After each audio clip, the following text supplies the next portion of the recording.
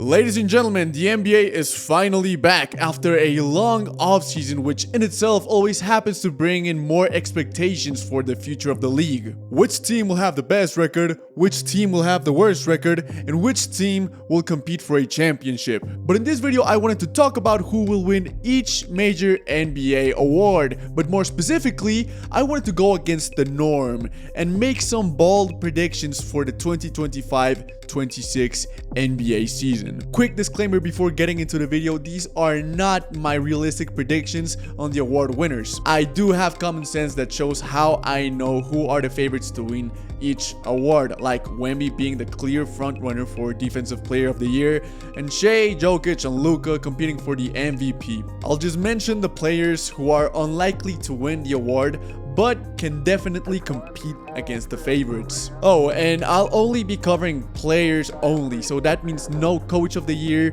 no Executive of the Year, and I decided not to include Clutch Player of the Year since it's a pretty recent award. So, get comfortable, get uncomfortable, it doesn't matter because either way, you're about to hear some bold and perhaps outrageous NBA predictions. I'm starting my predictions with the players that will be starting off their first year in the league, the rookies. This year's draft class seems to be a promising one with prospects like VJ Edgecombe, Ace Bailey, Jeremiah Fears, Dylan Harper, and of course, Cooper Flagg. But out of all of the rookies that seem to be clear candidates to win Rookie of the Year, I believe there is one that feels like a hidden gem from the rest. That being none other than Brooklyn's number 8 pick, Yegor Demon. Demon? What? Demon. I'm just gonna say it like that. This video is gonna be total madness, but I'll defend my takes, damn it.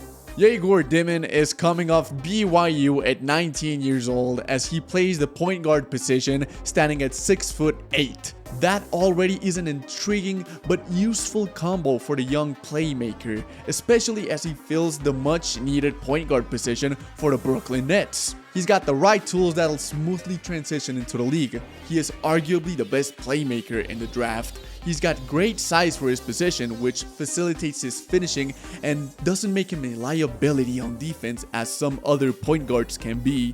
And he is a great decision maker to battle the pressure he can face from defenders. I'd like to address one of his presumed weaknesses, his shooting.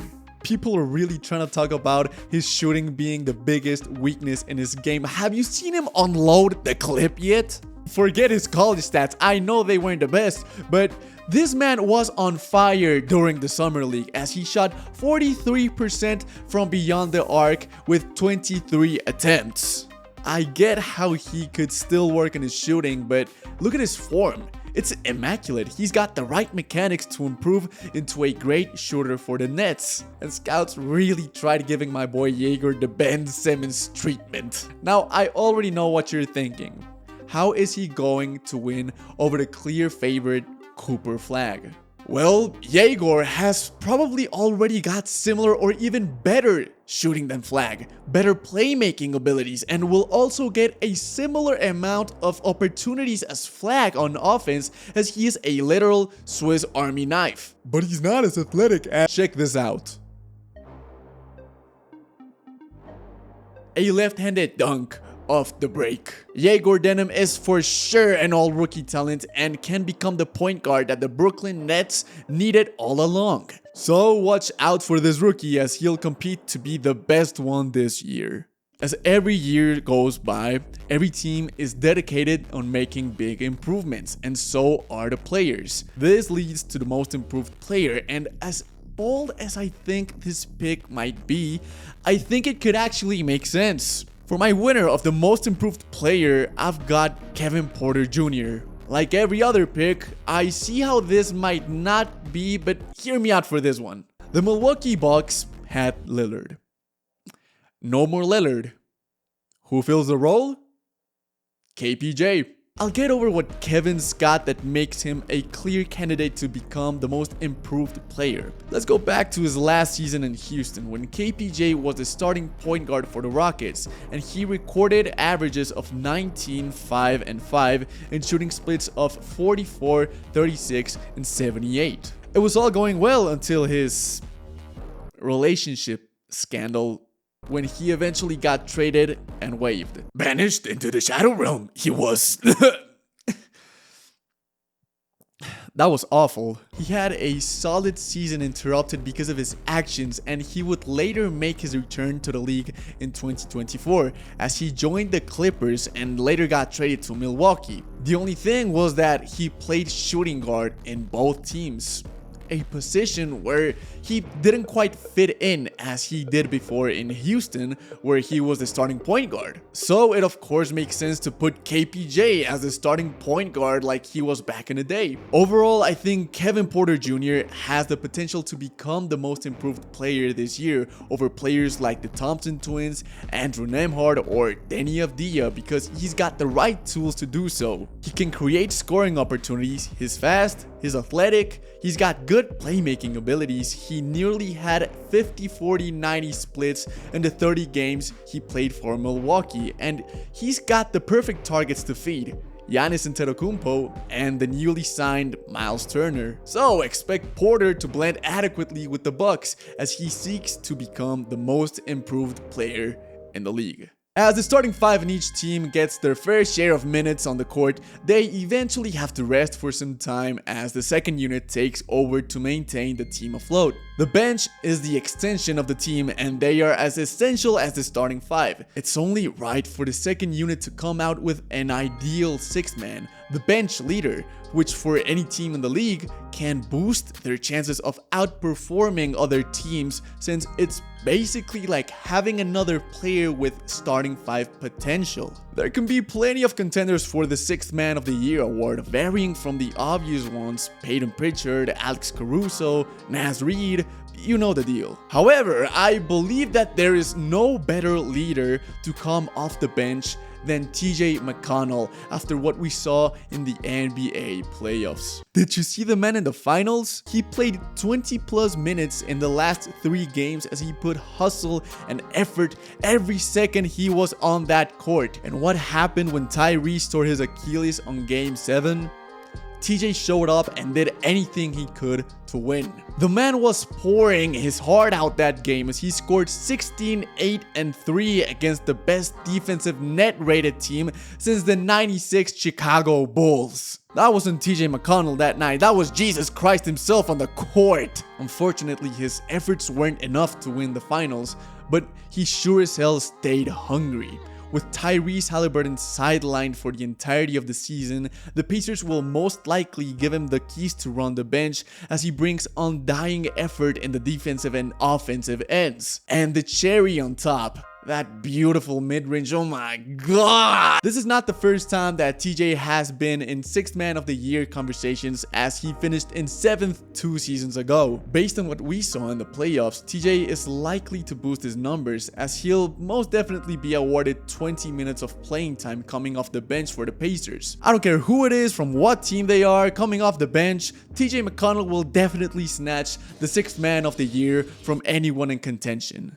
There's this old saying that says, offense wins games, defense wins championships. I can only wonder where we've heard that before. Aside from the acrobatic finishes and clutch shots, defense is a pivotal part of the game that is required to really make any team a championship contender. Put a player in the right position and expect them to unleash their true potential. And I believe this will be the case with someone placed from center to power forward, their true position. That being the case for Anthony Davis. AD enters his 14th season finally playing power forward with a reliable center alongside him, something that hasn't happened since 2021. For quite some years now, Davis has been forced to play the center position for the Lakers, a position where Davis has expressed his issues and concerns before. Keep in mind that those same concerns got him out of the Lakers, so I don't know. Anthony Davis said, "I feel like I've always been at my best when I've been the 4, having a big out there." And he clearly backs this up with evidence as he finished in 2nd place in the 2020 season, just behind Giannis. Anthony Davis made everyone feel his presence defensively that season when he played at power forward. He averaged 2.3 blocks, 1.5 steals, and 9 rebounds that season, along with an amazing defensive rating of 101.8. So, plays Anthony Davis once again in the power forward position where he feels most confident, and you're almost guaranteed to have a spectacular player defensively. Just remember how he played in that first game with the Mavs at power forward. He had 16 rebounds and 3 blocks in 31 minutes. So now that AD is with a team that respects his position and is looking like an absolute unit, expect to see his true defensive potential once again for him to win the Defensive Player of the Year. There is no great team without its cornerstone player, the one that brings the team together and especially the one that stands out from the rest. He is the one that brings the most value to his team. I'm of course talking about the most valuable player, and there are only a select few players to choose from to win the award. Amongst the shiniest gems in the league, there is a piece of pure carbon that is about to transform into a diamond and outshine the rest. I'm setting my eyes specifically in the Eastern Conference, where a special player changed their team from frauds to one of the most promising teams in the future. I'm of course talking about the Detroit superstar, Cade Cunningham. Mark my words, Cade Cunningham will be one of the clearest front runners to win the award this season, as he'll elevate both his game and his team to elite status. Let's focus on his game. Cade Cunningham is coming off his 4th season in the league at only 23 years old and finished 7th in the MVP race. He is one of the youngest players in the league to display MVP potential, and he is doing it exceptionally well as he records elite stat lines. I want you to look at this comparison made by Piston Powered a few weeks ago. Hypothetically, which of these two players would you rather have? I'll let you think for some time. If you chose player A, you just chose a 23-year-old Cade Cunningham over a 23-year-old SGA.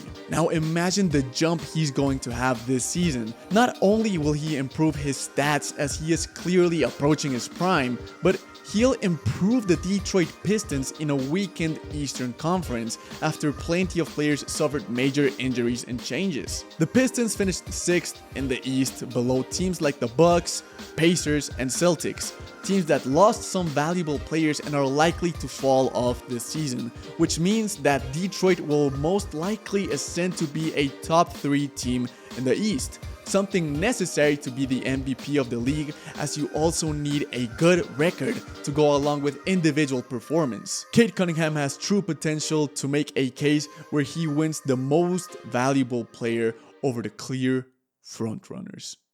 So, that was the video. Trust me, I felt as awkward as you did by just saying these predictions out loud. Although, I can see some of these being finalists or maybe even winning the awards. Who knows, anything can happen in this league.